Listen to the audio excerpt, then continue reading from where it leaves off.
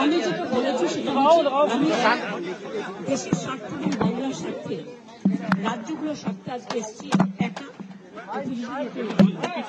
কিন্তু আপনাদের পরিষ্কারভাবে বলছি, আপনারা বাজেটে আমাদের বঞ্চনা করেছেন, আপনারা বাংলার সমস্ত উন্নয়নের প্রজেক্ট বন্ধ করে দিয়েছেন, আপনারা বিরোধী দলের কোনো রাজ্যকে কোনো সুযোগ দেন না এবং আপনারা আমাদের 3 বছর ধরে 100 দিনের কাজ বন্ধ, প্রধানমন্ত্রী আবাস যোজনা বন্ধ, রুরাল রোড যোজনা বন্ধ, সমস্ত কিছু বন্ধ করে রেখেছেন, এমনকি ফুড সাবসিডি পর্যন্ত দেননি। আমরা 1,71,000 কোটি টাকা পাই লাস্ট ইয়ার পর্যন্ত। এই বাজেটেও কিছু নেই, শুধু zero.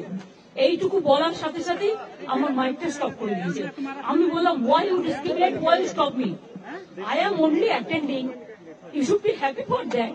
Instead of that, you are giving more scope to your party, your government, and you only me on behalf of opposition, only I am there, and you stop my mic. আপনি আমার mic বন্ধ করে দিচ্ছেন।